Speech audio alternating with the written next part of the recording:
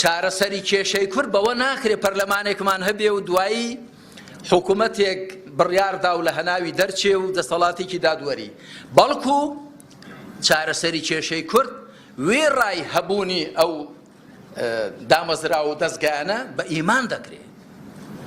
پەرلەمانەکە دەگەر ئیمانی لەگەڵ نەبێت، حکوومەتەکە دەگەر ئیمان و ویژدانی لەگەڵ نەبێت، دەسەڵاتی دادوەریەکە دەگەر ئەخلاق و ئیمانی لەگەڵ نەبێت، لەسەری قەرزار دەبێەوە و گوێسا لەسەریان قەرزار بووینەوە.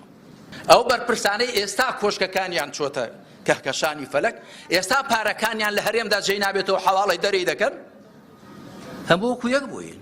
ئەمە لە یاد بە لە ژووری سێ بە چواردا دادەنیشتین، چ لە نێوزەنگ و قاسمەڕەش بواە، چ لە کاولان بواە، چ لە شوێنی برادرانی پارتی بواە ڕاژان، هەمووی وەکو یەک بووین. خواردنەکانمان وەکو یەک بوون، بەرگ و پۆشاکمان وەکو یەک بوو، منداڵەکانمان ئەگەر خوێندبان پێکدا خوێند و بەڵام ئێستا هەموو شتێک جابۆتەوە.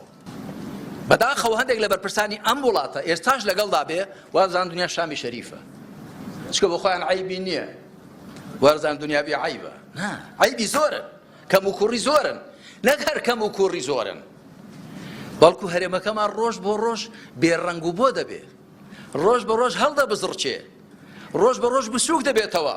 جاری جوم لە بەرپرسێک بوو، بەرپرسێکی بە ئینساف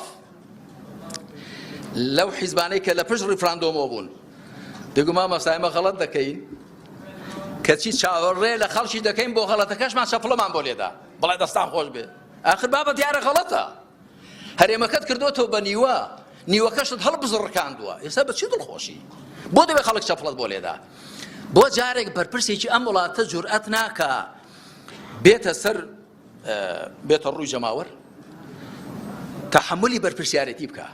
لە وڵاتان وەزیر غەڵەت دەکا وازنامە دەنووسێ، دەست لە کار دەکێشێتەوە، واز دێنێ، داوای لێبوردن لە خەڵک دەکا، ئیمە کەس عیبی نییە، بە تایبەتی بەرپرسانیش کەس هیچ نوقسانی نییە، نوقسانێک هەرە بێ لە خەڵکدایە، بەڵام نا بەرپرسانیش عیبیان نییە.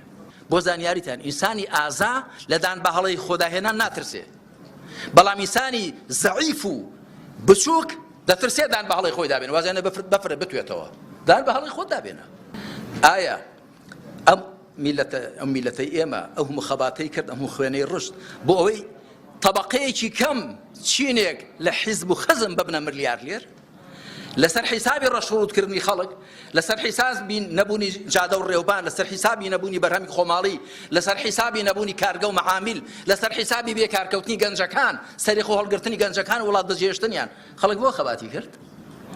ئەو هەموو پارەی هاتوۆتە ئەم هەرێمی کوردستانەوە، زیاتر بۆ لە بودجەی ئوردون و سووریا و کوێ لە وڵاتانی دراوسێمان، زیاتر بۆ لە هی ئەوان.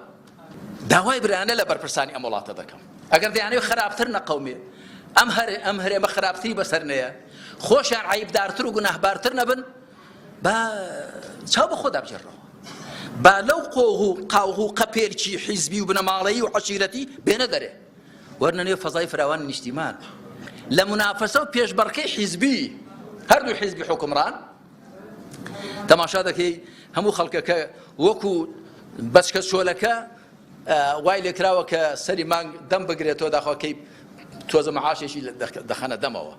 معقوڵە 5-6 ملیۆن کەس یەک لەسەر چواری موچەخۆر بێ؟ تەماشای دنیا بکەن، لە هیچ دنیا دەشتیوان نییە. ئەوە هەمووی لە منافەسە و پێشبڕکەی یەکدیدا، هەی لەوەی زیاتر خەڵک وەرەی خۆی بکە بۆی پارەی حرامی بداتی، پارەکەت لەکوێ ناوە؟